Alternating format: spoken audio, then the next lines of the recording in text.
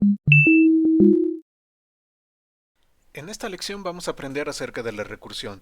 En primer lugar, vamos a entender en qué consiste la recursión, luego veremos el caso inductivo, el caso base y vamos a hacer dos ejemplos. Un ejemplo que resuelva el factorial y otro ejemplo que resuelva la serie de Fibonacci, ambos haciendo uso de la recursión.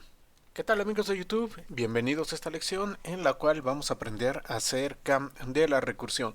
Y la recursión es un tema que, bueno, pues a algunas personas les confunde, entonces espero que con este video quede claro la forma como nosotros podemos utilizar la recursión. Aquí tengo yo un ejemplo de un método y este método hace uso de la recursión. Entonces, si lo vemos así simplemente como está, vamos a ver que nuestro método se llama factorial. Y adentro de nuestro método factorial tenemos una invocación a factorial. Y esta es la parte que confunde a algunas personas y es donde no entienden qué es lo que está sucediendo. Pero bueno, desde luego nosotros vamos a resolver eso para que puedan entender la recursión y qué es lo que está pasando ahí. A muchos les causa cierto ruido esto de un método que se está llamando a sí mismo, como que no saben realmente qué es lo que está pasando, pero bueno, si vamos paso por paso van a ver que es realmente muy sencillo entender la parte de la recursión y no nos va a causar ningún problema. La recursión no es otra cosa más que resolver un problema haciendo uso de una versión más sencilla del mismo. Entonces yo tengo un problema al que me enfrento y bueno, veo si hay una versión más sencilla y a través de esa versión más sencilla yo puedo resolver el problema más grande. Vamos a ver esto con un ejemplo de la vida real. Supongamos que tenemos que sacar el inventario de un almacén. Obviamente la forma de hacerlo sería ir recorriendo cada uno de los objetos y, bueno, sacar el inventario, pero vamos a pensarlo en términos de recursión. Bueno, entonces mi problema grande es sacar el inventario del almacén. Pero resulta que el almacén tiene varios estantes y esos estantes tienen varias cajas. Perfecto. Entonces, mi problema grande, sacar inventario del almacén. Ahora, ¿cuál es la versión más sencilla de ese problema grande? Pues sacar el inventario de los estantes. ¿Y cuál es la versión más sencilla de sacar el inventario de un estante? Sacar el inventario de una caja. Entonces, si se fijan, el problema es conceptualmente el mismo, pero estamos sacando versiones más sencillas del mismo para poderlo hacer más manejable. Entonces, si yo quiero sacar el inventario total del almacén, saco el inventario del primer estante saco el inventario de cada una de las cajas. Entonces voy almacén, estante, caja, caja, caja, caja, ya terminé el primer almacén, pero en primer estante paso al siguiente estante, caja, caja, caja, paso al siguiente estante, caja, caja, paso al siguiente estante, caja, caja, caja, caja. Terminé todos los estantes, por lo tanto terminé también todo el almacén. De esa manera nosotros estamos resolviendo el problema de manera recursiva. Lo vemos como versiones más pequeñas hasta que nosotros tengamos una versión que podemos resolver directamente.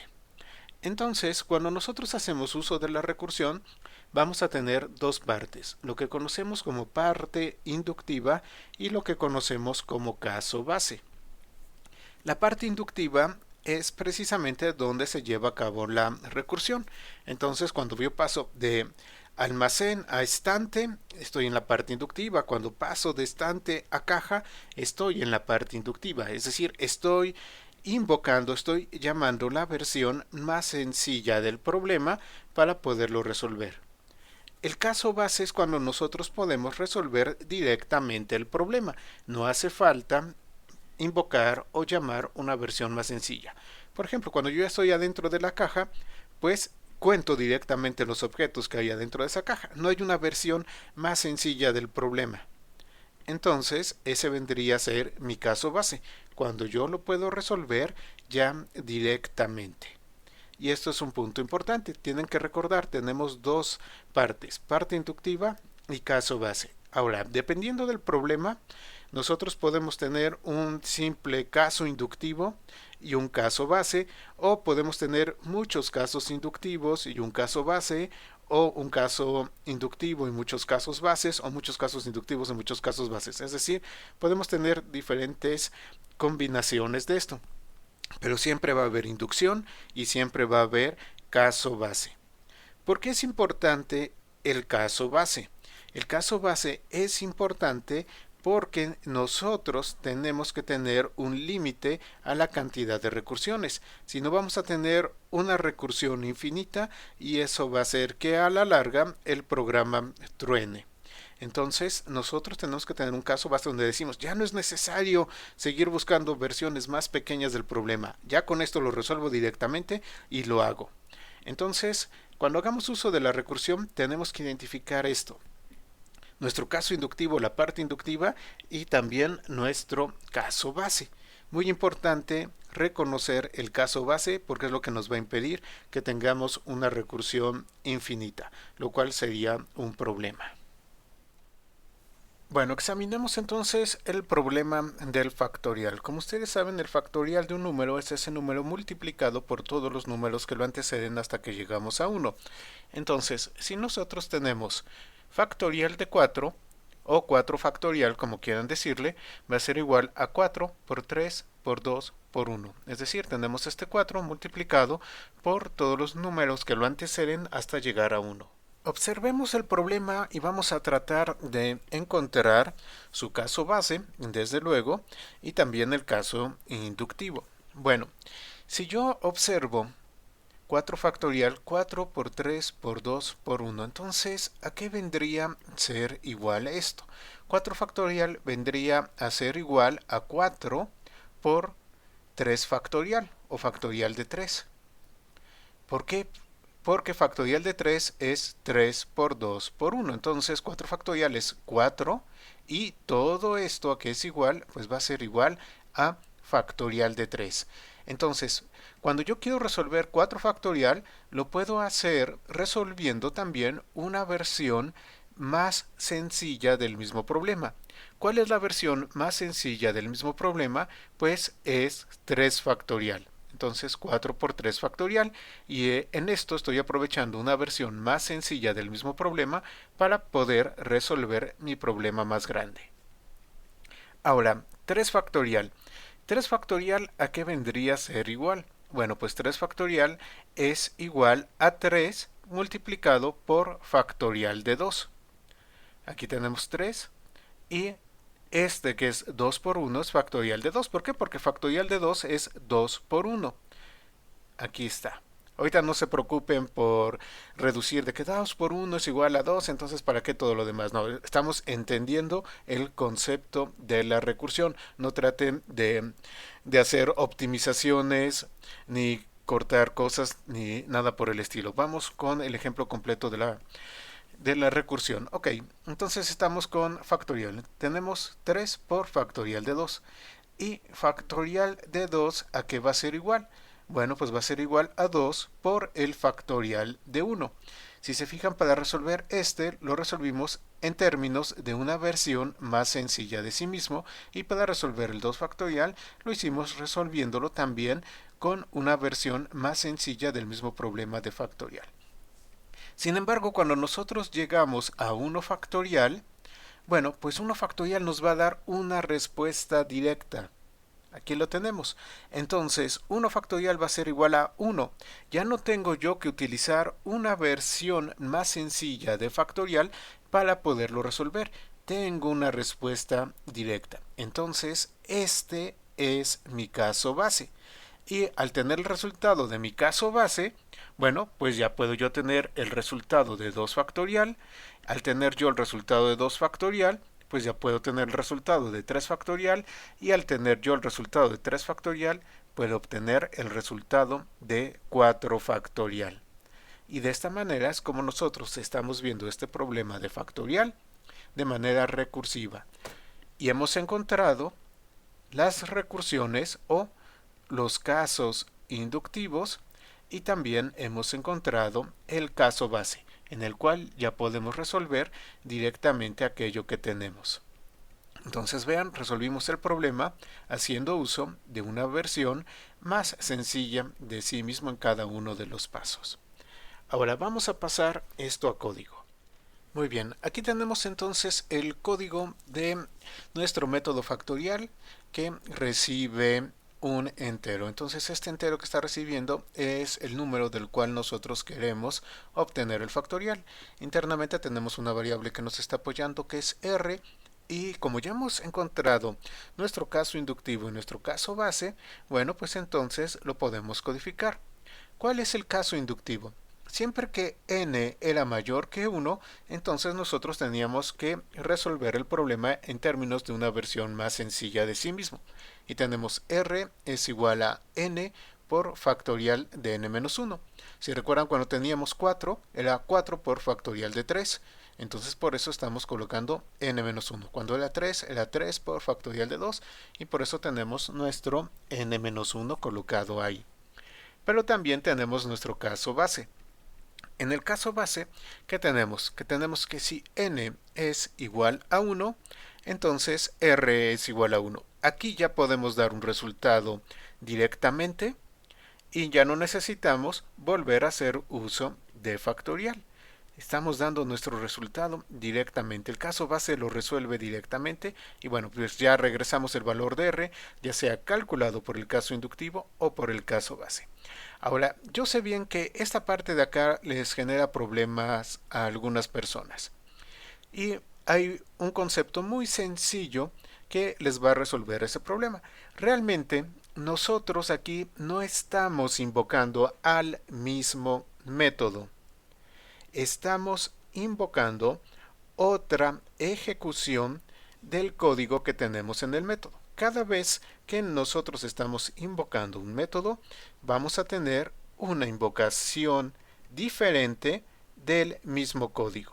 Es decir, que nuestro método define a este código, pero cada vez que nosotros lo estamos invocando, tenemos una ejecución diferente que vive aparte de las otras ejecuciones, pero que tiene exactamente el mismo código. No es que se invoque a sí mismo, está invocando una versión diferente de este código. ¿Ok? Y ahí es donde está el secreto para entender y no complicarnos la vida con esta llamada de factorial adentro de factorial. Entonces, básicamente es que nosotros tenemos esta versión de código que puede tener múltiples ejecuciones diferentes, cada una de ellas viviendo su propia vida. Es como si esto fuera una clase y nosotros tenemos diferentes instancias de la clase. Aunque sea el mismo código, cada una tiene su propia vida. Entonces, cuando tenemos la invocación a un método, vamos a tener el mismo código, pero existiendo invocaciones diferentes. Muy bien, vamos entonces a trabajar con esto y espero que pueda escribir correctamente con el mouse. Y vamos a invocar nuestra función factorial y vamos a sacar el factorial de 4. ¿Esto qué hace? Bueno, esto crea un stack para esta invocación del método factorial. Entonces, en el stack del método factorial se va a crear todo el espacio necesario para que nosotros podamos tener las variables. Entonces, este de aquí está trabajando con 4 y nosotros tenemos r, que voy a poner aquí un 0 pequeño, porque luego le vamos a cambiar el valor según vayamos resolviendo el problema. Entonces, n vale 4. Y empezamos a recorrer. Ok, n es mayor que 1. Sí, n es mayor que 1.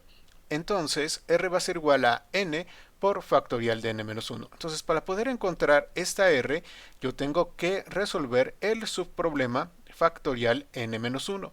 Y aquí viene otra invocación a factorial. Como es otra invocación a factorial, entonces se crea en el stack el espacio propio para la segunda invocación. Esta invocación de acá y esta comparten el mismo código, pero tienen dos existencias por separado. Entonces nosotros no vamos a tener problema con eso. Y bueno, ¿qué está recibiendo como n esta segunda invocación? Pues n-1 de la otra. 4 menos 1, 3. Entonces esta tiene 3, su r vale 0 y vemos, estamos en la ejecución de la segunda. Ok, r vale 0, n es mayor que 1, 3 es mayor que 1, sí. Ok, entonces r va a ser igual a n por factorial de n-1. Ok, entonces para poder calcular esta r de la segunda invocación, yo tengo que resolver el subproblema de factorial de n-1. y se invoca nuevamente el método factorial. Perfecto, entonces se crea en el stack todo lo necesario para esa invocación, que es nuestra tercera invocación. Ahí está. Este está invocando a este. ¿Y qué sucede? Que, bueno, está pasando n-1. ¿Cuánto vale n? 3. Menos 1, 2. Entonces, esta tercera invocación recibe 2 en el valor de n, tiene su 0 en r, y empezamos a ejecutar esta de acá. Bueno, n es mayor que 1. 2 es mayor que 1. Sí. Entonces r es igual a n por factorial de n-1. Y nuevamente, para poder encontrar esta r, yo tengo que resolver este subproblema, que es factorial de n-1. Entonces se invoca nuevamente el método factorial y se crea otra vez en el stack todo lo necesario. Aquí viene la invocación. Muy bien. ¿Qué recibe como n? Pues n-1. ¿Cuánto vale n? Vale 2 menos 1, 1. Su r vale 0, no hay problema, ahí está. Entonces empezamos a ejecutar para esta versión. 1 es mayor que 1, no se cumple el if, no hacemos el caso inductivo. Llegamos entonces al caso base. Caso base, 1 es igual a 1, sí, entonces r es igual a 1 y esta r recibe el valor de 1. Y luego tenemos return de r. Ahora, si ustedes recuerdan su programación básica, cuando nosotros tenemos un método y ese método hace un return, lo que tenemos en el return se regresa al lugar donde fue invocado ese método. Es decir, el lugar donde fue invocado ese método recibe ese resultado. Muy bien, entonces aquí yo ya tengo un return de r que es 1. ¿Y quién lo invocó? Pues lo invocó esta versión. Entonces, ¿quién va a recibir ese 1? Lo va a recibir esta versión. Y aquí tenemos su 1. Todo este factorial de n-1 de esta versión, esta expresión de acá, vale 1. ¿Y cuánto vale n para esta versión? Vale 2. Entonces, 2 por 1 calculado de esta de acá, tenemos 2. Ahora, r va a valer 2. Perfecto. Ya tenemos entonces nuestro caso inductivo para esta versión completo con el valor de 2. Nos saltamos el caso base porque no se cumple y regresamos ese 2. Ahora, ¿quién va a recibir ese 2? Pues quien sea que haya invocado a esta ejecución de factorial. ¿Quién la ejecutó? Esta. Entonces, ese 2 es regresado a esta ejecución. Y ¿qué tenemos? Bueno, pues tenemos que regresamos ese 2. Perfecto. Entonces, recuerden, este de aquí vale 2. Vamos a poner acá para recordar el valor que se está regresando. Muy bien, entonces ya podemos calcular r para esta versión de la ejecución. R es igual a n por lo que me regresó esta. ¿Cuánto vale n? Vale 3. ¿Cuánto me regresó esta? 2. Entonces, 3 por 2 son 6. R va a valer 6. Perfecto. El caso base lo brincamos. Tenemos el return de R. Entonces, ¿a quién lo vamos a regresar? Lo vamos a regresar a quien nos invocó. ¿Qué estamos regresando? Estamos regresando un 6. Ok. Entonces estamos en esta de acá y ya podemos encontrar el r de esta de acá. Entonces r va a ser igual a n, que vale 4, por lo que me calculó la siguiente ejecución, que fue esta. ¿Cuánto me calculó? Me calculó 6. Entonces r va a ser igual a 4 por 6, 24. Y tenemos que r va a valer 24. Ahí está. Perfecto. El caso base no se cumple, lo brincamos y tenemos aquí un return R. ¿A quién se lo vamos a regresar? A quien nos invocó, que bueno, pues puede ser el main o puede ser quien haya necesitado que calculáramos el factorial. ¿Y cuánto le regresamos? Le regresamos 24. Y de esta manera hemos llevado a cabo la solución de 4 factorial haciendo uso de la recursión. Vean cómo tenemos invocaciones. Cada invocación existe de manera independiente, entonces no se preocupen porque aparentemente un método se llama a sí mismo. No se llama a sí mismo, llama a una ejecución que tiene el mismo código, pero es una ejecución independiente. Mucho ojo con eso. Entonces, de esta manera vamos teniendo ejecución tras ejecución en nuestra llamada recursiva, en nuestro caso inductivo, hasta que llegamos al caso base. En el momento que llegamos al caso base, pues vamos regresando porque vamos teniendo los subproblemas completos hasta que llegamos al final y tenemos el problema totalmente resuelto y su resultado que es 24. Perfecto, entonces espero que esto haya quedado claro. Ahora sí, vamos totalmente al código y vámonos a Visual Studio. Muy bien, estamos en Visual Studio y he creado un nuevo proyecto que le he llamado Recursión 01. Aquí lo tenemos. Y bueno, adentro de main vamos a tener una variable f y f va a ser igual a factorial de 5. Entonces, bueno, saben que factorial de 5 va a ser 5 por 4 por 3 por 2 por 1, pero bueno, factorial de 5 va a ser nuestro método que va a hacer uso de la recursión. Y luego tenemos aquí simplemente writeLine de f para ver el resultado. Y acá abajo ya tenemos nuestro método, el cual conocemos a la perfección, que es nuestro método de factorial. Ya hemos recorrido esto, ya sabemos exactamente qué es lo que va a hacer. ¿Qué les parece si compilamos y ejecutamos para ver cómo se resuelve esto? Y nos da 120 de resultado. Ok, vamos a poner nuestro factorial de 4. Ejecutamos y tenemos 24. Está funcionando perfectamente. Entonces, hemos resuelto el factorial vía la recursión. Y ahora, ¿qué les parece si vemos rápidamente otro ejemplo de recursión? Bueno, vemos este código. He creado otro proyecto que le he llamado recursión 002 y vamos a calcular un elemento de la serie de Fibonacci en particular.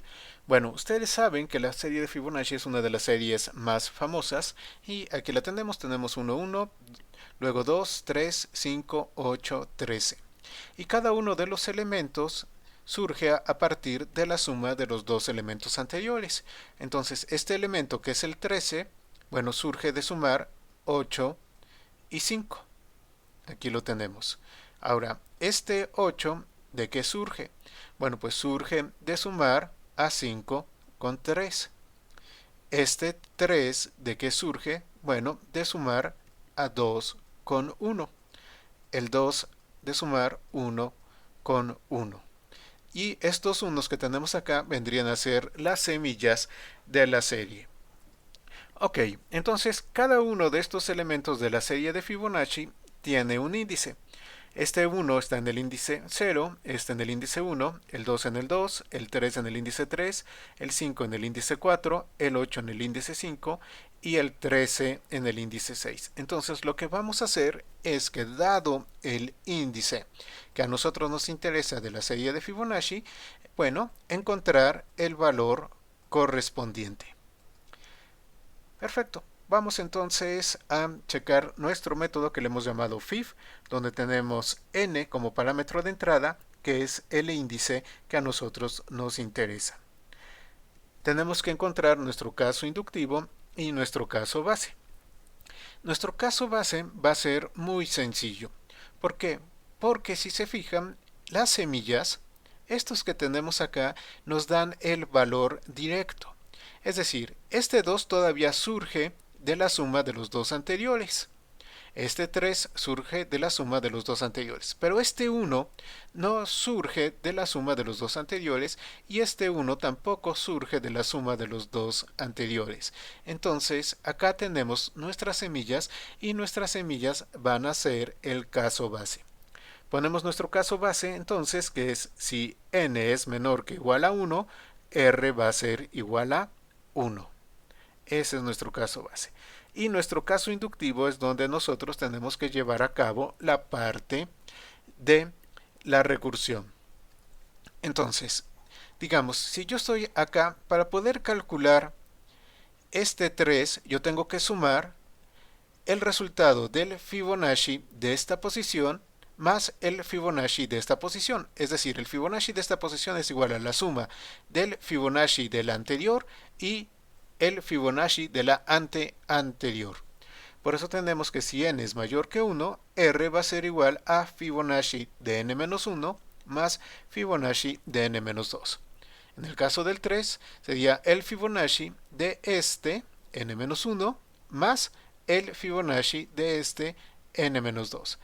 En el caso de esta posición, entonces vendría a ser Fibonacci de n-1, que es esta, más Fibonacci de n-2, que es esta. Y así va a estar dándose la recursión. Sin embargo, para yo poder calcular el Fibonacci de esta posición, tengo que conocer el Fibonacci de esta más el Fibonacci de esta. Para poder calcular el Fibonacci de esta, tengo que conocer el Fibonacci de esta más el Fibonacci de esta. Y si se fijan, ahí es precisamente donde está la recursión de todo esto. Sé que esta implementación de recursión no es la más eficiente. Si llegamos a hacer posteriormente un curso de programación dinámica, vamos a ver cómo podemos optimizar esto de una manera muy grande. Pero bueno, ahorita estamos simplemente aprendiendo de qué se trata la recursión. Perfecto, entonces ya tenemos nuestro caso inductivo detectado, nuestro caso base y ya podemos llevar a cabo los cálculos que necesitemos. ¿Qué les parece si calculamos el Fibonacci en el índice 6? Entonces ejecutamos y nos da 13, que es exactamente lo que nosotros estábamos esperando. Si ponemos otro, por ejemplo, en el índice 4, me va a dar 5. Si yo quiero el Fibonacci en el índice 14, bueno, pues ejecutamos y nos da 610. Y de esta manera podemos calcular el número de Fibonacci en cualquier posición que nosotros estemos necesitando. Bueno, pues espero que esta lección acerca de la recursión les haya resultado útil y hayan comprendido cómo funciona. Y recuerden, no se invoca a sí misma, invoca a una versión, una propia ejecución con el mismo código. Tienen el mismo código, pero son ejecuciones diferentes. Y ahí está el secreto para entender la recursión y no hacerse bolas, como decimos en mi país, no hacer problemas con esto. Y recuerden identificar sus casos inductivos y base. Puede haber más de un caso inductivo y puede haber más de un caso base, entonces cuidado también con eso. Pues muchas gracias a todos, nuevamente espero que esto les haya resultado útil y nos vemos en la próxima lección. ¿En alguna duda? Por favor, déjenla en la sección de comentarios y nos vemos en la próxima lección.